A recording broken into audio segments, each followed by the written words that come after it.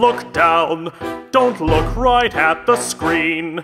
We can't, we've tried, it's just too damn obscene. The singing's live, whose bright idea was that? Probably the guy who gave Javert that hat. Come on, you guys, it's not that bad per se. But Russell Crowe, Okay. look down, don't look right at the screen. Hush up, you guys, it's brentalfloss's scene. Tenants of room 24601, your punishment has officially begun. You know what that means, probably something good. Cut! What? Hey, Floss! Hey! What you doing? Well, singing. Is that what you call it? Yeah, it's wonderful. I've actually been channeling Russell Crowe by listening to his latest album. And I gotta tell you, he's changing the music world forever. Yeah, from good to bad. What? Quick meeting, everybody. Oh, me too. We can't have him in the review. Do you think I don't know that? We have to get rid of him. It's like a musical Armageddon. The movie or the event? Does it matter? Hold on. Think I got an idea. Floss, we've been talking and we realized that we would like the role much better if you played it as Dr. Mario. We would? Shut up. Seeing how it ties in so much more to your With Lyrics series. Oh, well, that sounds awesome. I actually have a Dr. Mario costume with me right here. If only it were that simple. You see, we really want you to get in character, and that requires you going to medical school. Well, how long does that take? Only a couple days. It does? If he does that again, you can shoot him. So go ahead, Floss. Go in there and get your medical degree. Awesome. That's a great idea. Well, see you guys in a few days. Oh, and if anyone tells you otherwise, they're liars. Shall we start this review properly? Why start now? A little background. In 1862, Victor Hugo published his magnum opus, the story of criminal-turned-saint Jean Valjean, with a title that can be roughly translated as The Miserable Ones, The Dispossessed, or even The Victims. Les Misérables was a worldwide commercial success, though initially a critical failure, with critics taking issue with the novel's many digressions, broad characters, and even, gasp, its revolutionary spirit. Sweeping book sales, in the next century and a half, Les Mis would become multiple film adaptations, a TV miniseries, a radio drama, a fighting game, okay, and a musical, which, well, go ahead, Pa. The story of the 1832 June Rebellion in Paris was forever transformed in collective consciousness when Claude Michael Schoenberg and company decided that this tale would make a great musical and became known as one of the single greatest musicals of the late 20th century. Then Tom Hooper decided that this should become a blockbuster movie in 2012, and it became known as the single strangest execution of the 21st century, but that's not necessarily a bad thing. And seeing how we're all Les Mis fans, And how it mixes art house techniques. And musical techniques. we figured this would be the ideal combo. So let's see how some of the most celebrated music of all time is represented. Now, prisoner 24601, your time is up and your parole's begun. Who let the kid going through puberty out of the Glee Club? And I'm Javert. Do not forget my name. That's Russell Crowe playing Javert, a guard-turned-inspector who becomes obsessed with a prisoner named Jean Valjean, played by Hugh Jackman. And what terrible crime did Valjean commit to make him so obsessed? He stole a loaf of bread. He did what? Inexcusable! In a time of rape and murder, bread stealing will not be tolerated! Critic, calm, down. Have you ever had French bread? No. Then you wouldn't understand. My sister's child was close to death. We were starving. You'll starve again. And yes, it's almost pointless to talk about Russell Crowe's horrible singing, as he's already been the butt of so many jokes. I'm Yakko. I'm Wacko. And I'm Javert. Shoot! But what way does Russell Crowe's voice rub people the wrong way? Because in many respects, it's actually not as bad as you may think. Hear me out. When you get down to it, He's in tune. He knows how to phrase his melodies, but he's using a different style. He's trained in rock and folk, a subdued, naturalistic style. Musical theater is grand and stylized, and because of that, the nature of the aesthetic makes it easy to spot a faker. On top of that, Crow likes to use his acting method of, if I act like I don't care, maybe I can trick you to care. But in this film, all the other actors seem to have that pesky mind frame of wanting to emote and convey actual emotion. Oh, give me, sir, I would not dare. We can't pretend all the actors sing great, especially when compared to the stage versions. Say what you must, don't leave it there. But the acting still really pulls through. Like here, while on his parole, Jean Valjean can't find any work because of his past, but a priest played by Colm Wilkinson shows comfort to him. There is wine here to revive you. There is bread to make you strong. That's Colm Wilkinson? Yeah. It can't be. Why not? I can understand him. He usually sounds like Sean Connery if his lips were being stretched by a rice picker. The cries in the dark that nobody hears. Here where I stand at the turning of the years. I mean, shouldn't this be more like, There is wine here to revive you. There is bread to make you strong. You will leave that man alone. He is a musical treasure. I will for now, Kyle, but my collection of Colm Wilkinson funny voices will not go untouched. So Valjean gets arrested for stealing silver from the priest, but the priest makes up a lie for Valjean, allowing him to be freed. This hits pretty close for our hero. So close you can practically smell his breath. My life he claims for God above.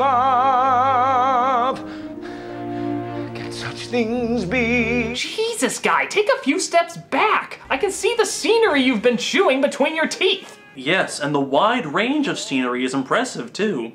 In front of the altar, back to the hall, back to the altar again, back to the hall. Well, you can't say the pacing in this movie is bad. No, it only works if I do it. Under the story must begin. So, now that Valjean wants to break his parole and turn his life around, I'm sure a good chunk of the movie is going to be showing the process of his transformation from outcast fugitive to an everyday balanced citizen of France. Actually, he's the mayor in the next scene. Wait a minute, what? Yeah, 8 years go by and he's mayor. No. Nobody just goes from runaway fugitive to being the mayor of an entire town. Yeah, it's usually the other way around. You're missing the point. The transformation could have been a movie all in of itself. And instead, the movie just sneezes it at us. I mean, look at all these people suffering. Dead bodies, children starving. Why doesn't somebody just say, come on, you lazy bastards, be mayor? You like stealing bread out of other people's mouths? That's politics in a nutshell. Well, maybe he's getting help from this sister that he mentioned earlier, who's not really in the film at all. Or her child. Or her child.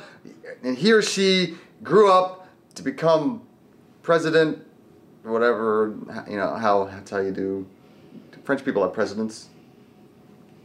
So Javert, having transformed into Maximus Bonaparte, distracts Valjean's attention when he tries to settle a factory dispute. Deal with this foreman.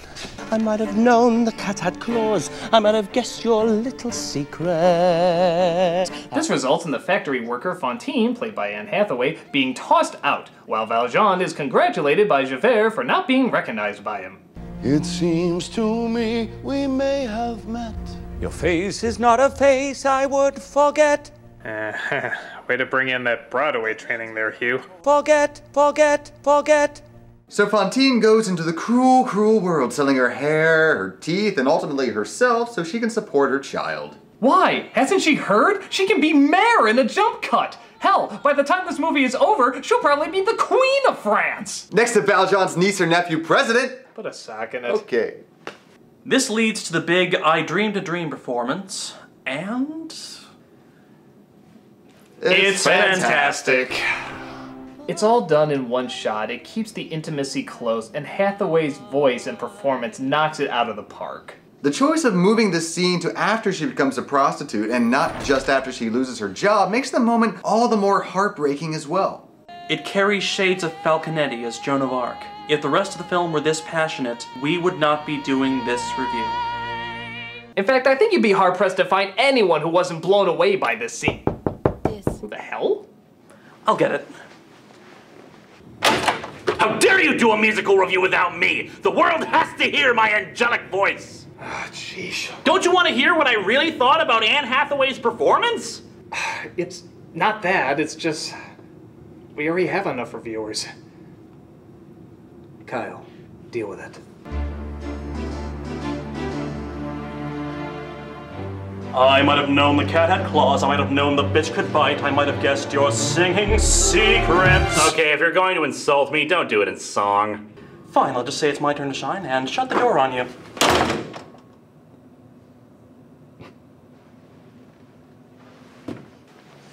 Think he'll be okay? Oh, he'll be fine. Yeah, I'm sure he'll get over it.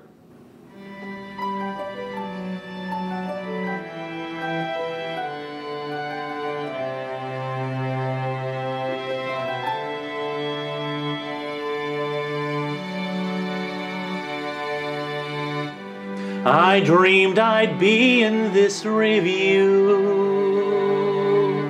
I was barely in the Moulin Rouge one. I dreamed they'd give me stuff to do, unlike Paul Dugan's Muppet Scrooge one. I'd critique Anne Hathaway. Got people freaked for her performance.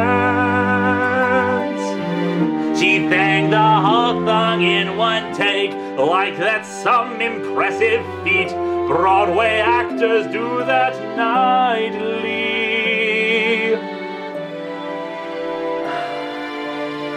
I dreamed of even...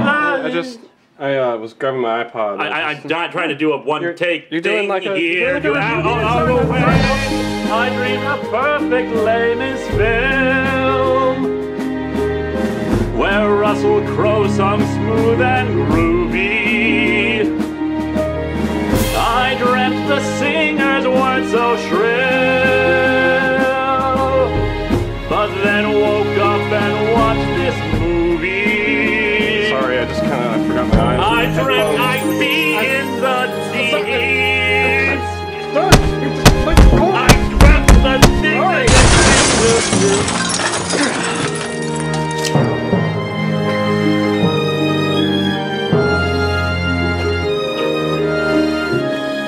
I dream life has strung me up.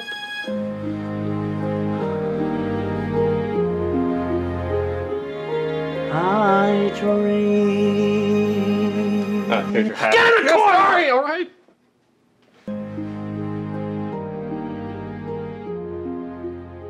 So Valjean comes across Fantine, looking radiant in her Smeagol makeup, and feels guilty because he let his foreman throw her out. Yes, you were there and turned aside. Yeah, how dare you left a situation you knew nothing about and then asked a guy to do the job he was required to do? Nevertheless, Valjean does feel guilty and takes her to the hospital, where she tells him that she has a child who needs to be taken care of in case she dies. And then she dies. Boy, wasn't that good timing. What's not good timing is that Javert discovers Valjean after he's confessed his true identity. Why did he do that? Well, because another man was confused for him, so coincidentally being brought to the court on the same day, so that Valjean revealed himself in the courtroom as if Javert wasn't there, so the judge for some reason let him leave to go to the hospital where Javert called up later. Oh, that old story.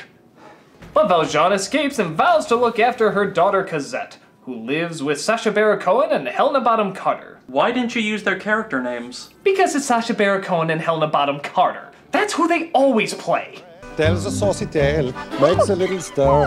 Customers appreciate the bon vivant. I find it extremely ironic that Cohen is doing an exaggerated French accent in a movie where everyone is French, yet everyone else in the movie has a British accent, despite the fact that Cohen is one of the few British people there. But they shake it up with some of the more offbeat humor like, oh God, are they raping Santa? Wouldn't that technically be Father Christmas? I thought it'd be Père Noël. Who cares? They're raping Santa! Well, maybe that was their way of making it a Christmas film. I can just see the ads now. Les Misérables, a musical romp of death, starvation, and raping Santa. Fa la la la la la la la la. But why would they do something like that? Because it's Sacha Baron Cohen and Helena Bonham Carter. They're all about doing shock humor like that.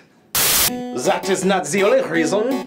Malcolm, Rachel, what are you doing here? It's not just shock value that keeps them getting hired. There's so much more. Like what? When all the angst is too much to take, comic relief can give you a break. But who to pick to shell out the laughs without appearing lame or half-assed?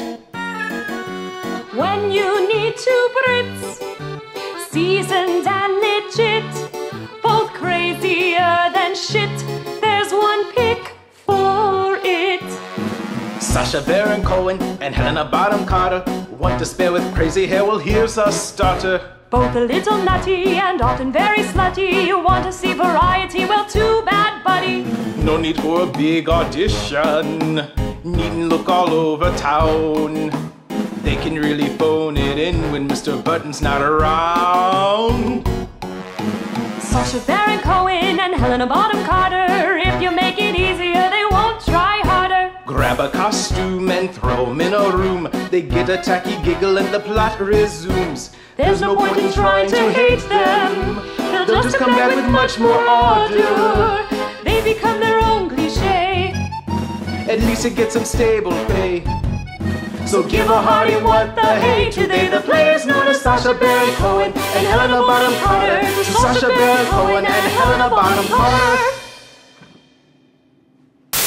So Valjean comes to take Cosette away, who seems to take the whole dead mother thing pretty well. I dare even say it's just glanced over. But to be fair, if you were a girl, you'd probably be happy to suddenly have Wolverine as your father too. So much so that it calls for a song that they scotch-taped onto the film just to get a Best Original Song nomination. Never more alone, never more apart. You have warmed my heart like the sun. You have brought the gift of life and love so long denied me. Valjean! But Javert spots the fleeing Valjean and chases after him.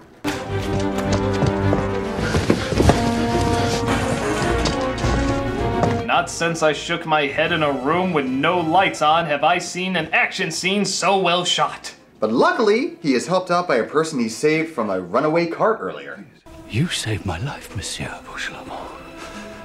We need a place of sanctuary, this child and I. We need to disappear. We'll give thanks for Not too concerned about getting caught, are you? Yeah, monsieur, we have to keep quiet. You may not sing like this! So Valjean escapes Javert, Cosette finds a new place to call home, and they live the rest of their days together. And that was Les Misérables, everybody. Man, they had a lot to cram in there, but I think they did a pretty good job. It's not over yet, man. That was barely the first third. The first third? They had enough story to fill a Christopher Nolan flick. Oh no, there's much, much more. Like Javert swearing an oath to the stars, even though ironically you can barely see the stars. Well, at the very least, this will give more time for the character to bloom. I mean, we can see the connection between a new father and daughter and see how their relationship will evolve. Nope! Next scene, she's a teenager and it's 9 years later. Oh, come on! I thought this was supposed to be like the musical of emotion and feelings. It is! Well, how? It's passing over all the essential relationships and transformations that create drama. You can do whole entire musicals based on one of the changes these characters go through, but instead they squeeze each change into one song and then dump in more characters and stories not needed. Why can't they just focus on the already heavy characters and storylines that they have? Well, they do, while also throwing in Marius, Eponine, Gavroche, and Enjolras. 4 more characters with 4 more storylines to add to the jumble? Next you'll be telling me they're bringing back characters they already got rid of. Jesus Christ, as if we don't have enough! But that's all from the original stage show. Which is an adaptation of a book the size of the Bible. Critic does bring up a good point. Doing a film adaptation is tricky enough already, but this is a medium transfer from a medium transfer. You go from a book, which audiences usually allowed to be as long as it wants, to a Broadway show, which audiences usually allowed to be 3 hours with an intermission, to a movie, which audiences usually allowed 2.5 hours at most with no intermission. Exactly. If they wanted this adaptation to work, they had to make bigger changes without being afraid of the purist fan base. Whenever confrontation pops up, they shouldn't be expected to just run and hide. It's brentalfloss. Run and hide! Hey guys, you were right! It is easy to become a doctor. I got my medical certification in just 1 day. How was that possible? Shh! Where'd you guys go? Oh wait, I should stay in character. Hey you guys, where are you? I've come to play the bear.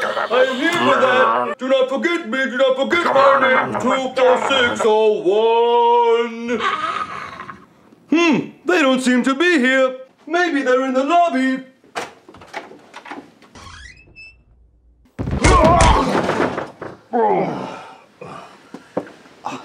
Insert coming out of the closet joke here. I got it. But why would a vampire live in Sesame Street when Muppets don't have any blood? Oh hey there, why are you talking so funny? Why are you talking so funny? I'm rehearsing for a musical review in room 24601 and I can't seem to find them. Goodbye. Hello, you guys, where did you go? Musical review. Okay, so we have a gritty, dark, realistic musical that has tons of characters and story to develop. Yes, and they tackle it in the most gritty and realistic way. Marius and Cosette meet up and they instantly fall in love. That's stupid. Yeah, that is stupid. Not to mention the love triangle that generates between the two of them and Eponine. And let me guess, the one that nobody loves is the one that has the most development. Pretty much. A heart full of love. It was never mine to lose. Why A single look what and could then not I knew. Yeah, sorry guys. I mean, this stuff just doesn't happen in real life. It's cheesy even on Broadway. When do two people see each other and then instantly fall in... Hey, I heard there's a musical review. In here. There is. It's about Les Misérables. Oh yeah? What were you guys talking about? How silly it is when people see each other in musicals and instantly fall in love. Oh yeah, that's ridiculous.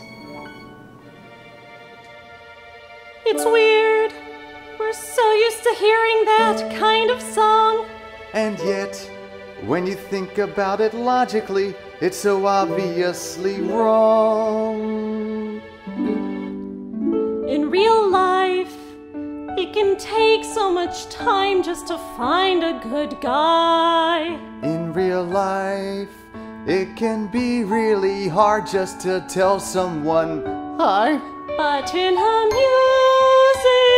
musical, courtships don't take long. 'Cause in a musical, who cares about logic when people can break into song? Right. In real life, there's no guy who could capture my heart with one glance. In real life, how could one chance encounter lead straight to romance? Wouldn't that be stupid? Wouldn't that be lame? A hasty hello. And they're ready to go pick their first baby's name. Paul Jr. Blood. What if we were in that kind of song? We'd look like a pair of fools. So I hear you guys are in love. Each other's eyes. Why aren't you saying anything? Wonderful, beautiful, wonderful poos. You'd be the dashing young hero. And you'd be the intriguing ingenue. In a way you have to love that kind of song, 'cause That's how I feel about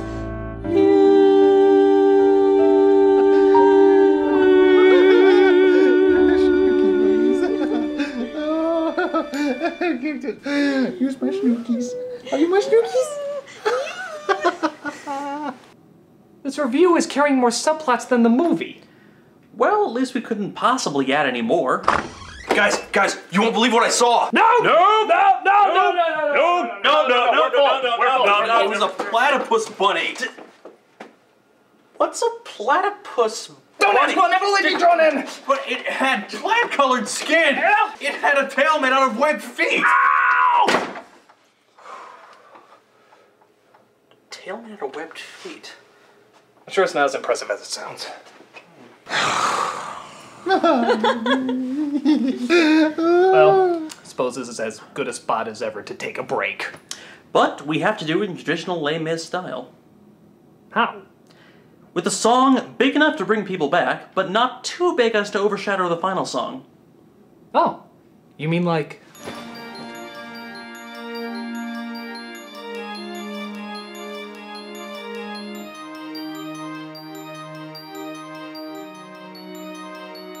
One big song, big enough that we leave them all, but not so big that we blow our wall. Let's rock the viewers to the core, but leave them longing for one more big loud song. Heart is yours to take, though I know zero things about you. Platypus bunny! Let's crave a short commercial break. I couldn't bear the weight without you. Time to show off my great voice. It had 12 nipples and breathed fire. La la la, you're the lady. It had the voice of James Earl Jones. Baby, I'll be in this bar. When Cara can't be in this bar. Seriously? I will end you!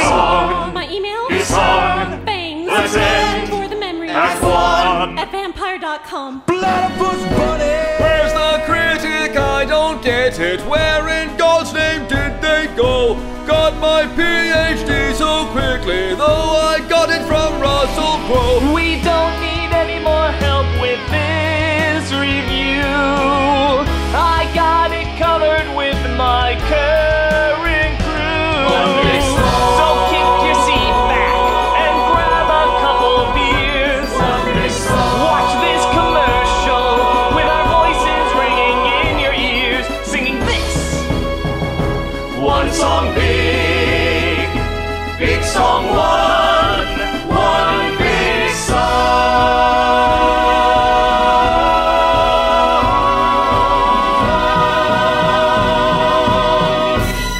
One big song.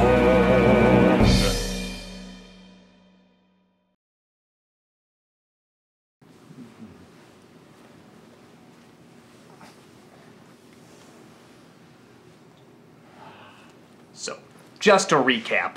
Paris is in the middle of starting revolution number upteen kajillion because they don't like the way the poor are being treated. It's a very rushed way of putting it. If I put it in song, you'd say it was brilliant. Eponine sings a song about the friend zone, and Marius sings like he swallowed an oboe. To be struck to the bone in a moment of breathless delight. Judging by his voice, Marius is going to grow up to be Charlie Brown's teacher. And what was wrong seems right. This all builds up to the big attack led by the peasants of the town as they set up the barricades all over. Now, in the stage version, the barricades are giant, massive sets, truly something to behold, but in this version they're all squeezed into tiny corners of the town, allowing, of course, to get nothing but countless more close-ups. Because the cinematography in this film is awful. I want to feel emotion for these people, not count how many zits they have. Now hold on a minute. Now those shots were done so you could feel the intimacy and the closeness of the characters. Yeah, besides, there's a lot of other good cinematography in this, like the crane shots, the tracking shots, the still shots. First off, the crane shots are only done at the beginning or end of a scene. That's it. Not to mention they all look like they're from a Pixar version of Fiddler on the Roof. Second, the tracking shots are great, but the editing never allows us enough time to show them. In fact, most of the editing in this movie is so rapid that you can barely even follow what's going on. Come on, it can't be as bad as all that. No. No.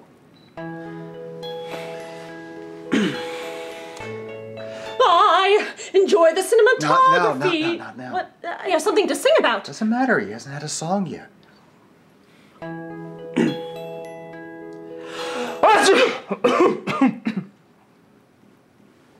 Sorry. Is somebody doing a musical review? Shots. Film is told in a language with syntax and grammar. Some shots are adverbs, others are pronouns, still others conjunctions. You get the idea. Every shot has its place. Every shot has its place. If you're manning the lens, don't be so lazy and lame. Every shot will look terribly dull if a face fills the frame. Look how the camera wiggles and jolts, and it all looks the same. And so it has been, and so it is written on the gravestone of Eisenstein. The films with shots so bloody boring don't stand the test of time. Shots.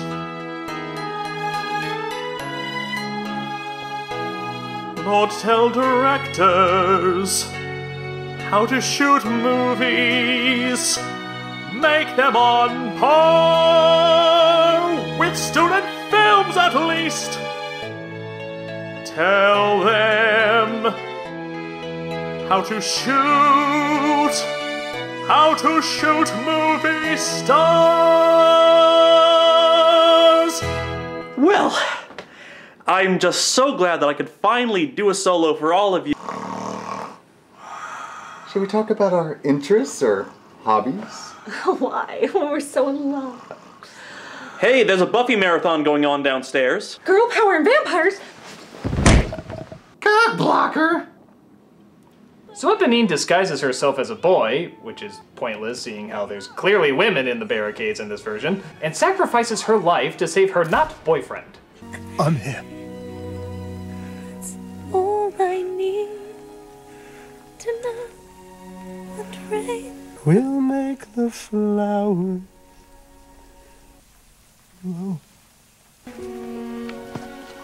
He, of course, shows his devotion and respect for one that loved him so much by immediately sending a love letter to his real sweetheart. Hey, three's a crowd! But a nice interception by Valjean, who grabs the letter and decides he should go down there to protect Marius, as he might be the only hope his daughter has to living a civil life given the social and financial status of her father. But not before secretly freeing a captured Javert, as he knows the rebels would most likely kill him. And strangely enough, Crow does manage to act in this scene.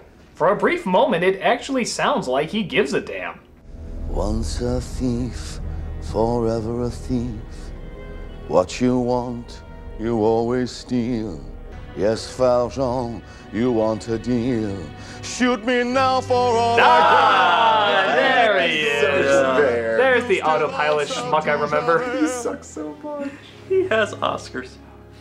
Valjean then sings about how important it is to protect Marius, describing him like a son.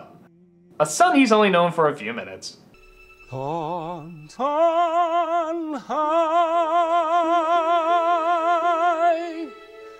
hear my prayer.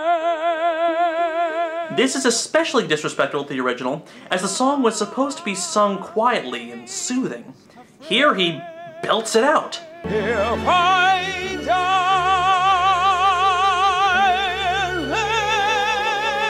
let me die. I'm surprised he doesn't wake up the entire army. Oh, and I suppose Colm Wilkinson did much better? He did! Much better! Oh, and his awkward lip movements didn't result for hilarious sounds like this? Bring me home. Well, okay, maybe not every note was perfect, but I don't... Did he swallow a fish? It's still better than Jackman. Oh, I don't know. Jackman never sounded like a vomiting cat in reverse. Stop it! And now, ladies and gentlemen, the Barking Wilkinsons.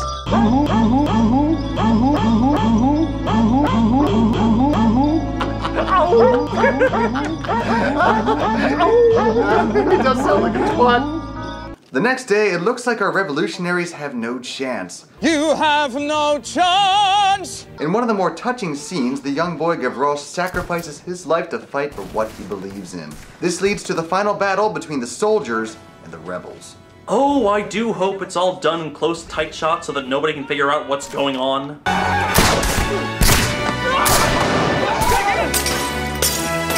Javert looks over the destruction and gives a very tender moment, handing over his medal to the dead boy for his bravery. Now, this really begs the question. The symbol for Les Mis, both the movie and the stage production, is the child Cosette. But shouldn't it be the boy Gavroche?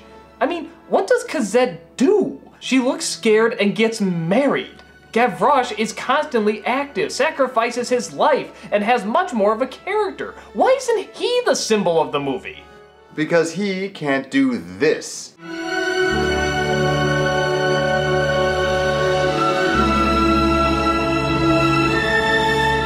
Valjean manages to escape with an unconscious Marius and come across Javert waiting. But Javert is so confused by Valjean's honor and kind heart that not only does he let him go, but he questions his own morals. Who is this man? What sort of devil is he to have me caught in a trap and choose to let me go free? God, hearing Crow debate ethics is like watching a rock argue with itself. Damned if I live in the debt of a thief. Damned if I yield at the end of the chase. I am the law. There is no way to go on.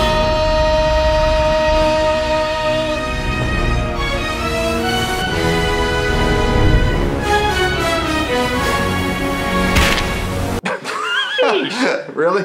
Really? That was the best sound effect I can come up with. Way to kill him off with dignity. Yeah, what other cartoon sounds do you think we could put in there to up the drama?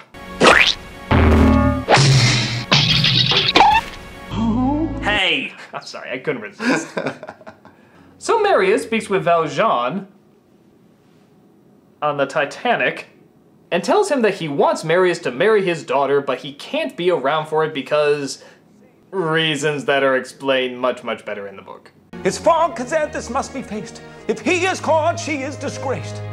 So Valjean vanishes, and Marius does end up marrying Cosette just as he finds out the location of her father and thus goes to see him on his deathbed. Or chair. Now you are here.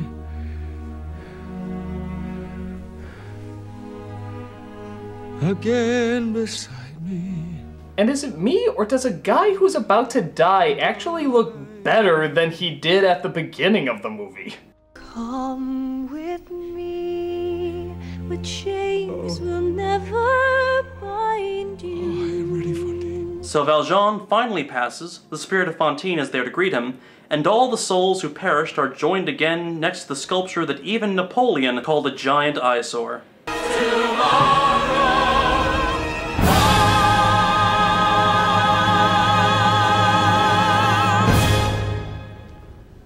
Say, is it me, or has the room gotten a lot less talented? Ah! Hey guys, I've been looking all over for you. Are we gonna start this review or what? We would, but... Well, it's just that we kind of, finished it already. What? But I never got a chance to do my Russell Crowe voice. I warned you I would not give in. I will sing like this. It's really cool. 24601. I will sing like this. I am Russell Crowe. Labbity-dabbity-doo. Russell Crowe is awful! What? he is. Everyone knows it, man. I'm sorry you had to find out this way, but a musician trying to learn from Russell Crowe is like a public speaker trying to learn from a mime. I'm sorry. Who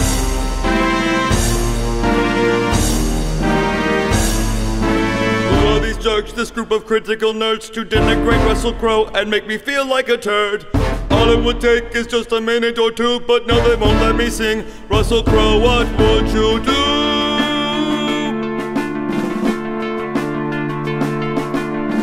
Should I pick fights with random dudes? Should I go start a crappy band? Should I be really hard to work with? Or should I die by my own hand? Damned if I look like a flippity fool. Damned if I look like a floppity tool. This is not just a comedy bit. Either I sing like Russell Crowe, or that's it. I'll escape now from this world. I will end my life today. Now I'll never have my song. I'll just have to find a way.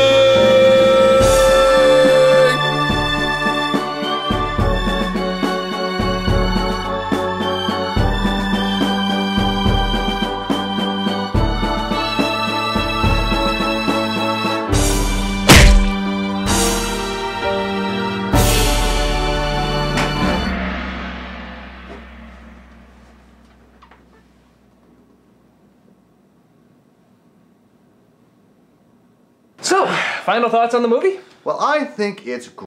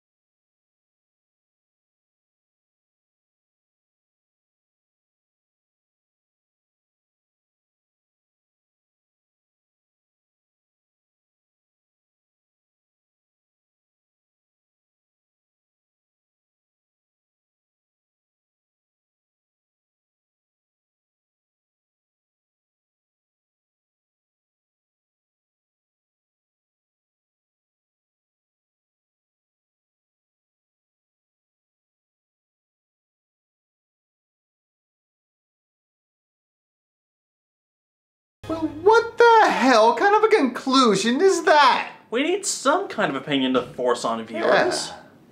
Listen.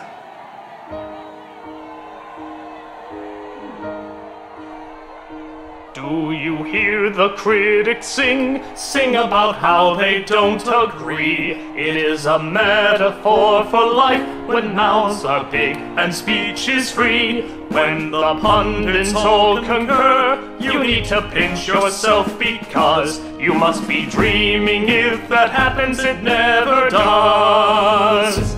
Will you draw your own conclusion or give up and follow me? It's all subjective. Just don't be pretentious, that's the key. There's even some people who didn't like Toy Story 3. Do you hear the critics sing? Whether they praise or they bemoan. You know opinions are like assholes, everybody has his own. When you see a work of art, go with your gut and don't despair. Either you like it or you don't, and nobody cares. Oh.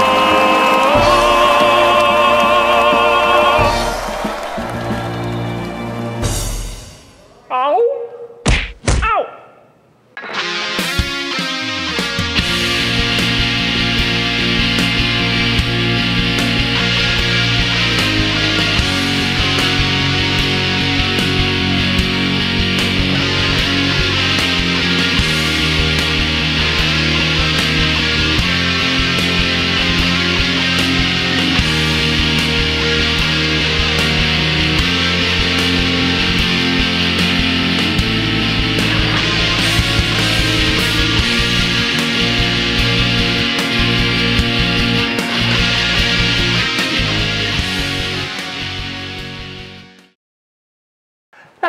Home sweet home. Hello, critic. We're waterbenders. Oh, look, I'm not really into any New Age religion. Pretty much they're all telling me I'm still going to hell. No, we're not here for that. I'm Soka, and this is my sister, Katera. Well, obviously! And what's your guys' story? Well, I'm the motherly emotional center. And I'm funny. Uh-huh. Well, look, can you two freaks waterbend the hell out of here? Oh! Not until you save the franchise. Franchise?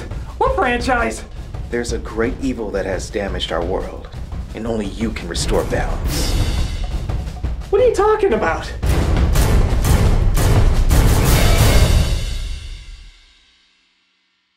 I'm Yakko. I'm Wacko. And I'm Javert. Oh my god, won't this video ever end? How many endings are there? Well, the only reason we'd be doing this is if we have something very important to tell you, and we do. The charity drive is going to be this Saturday.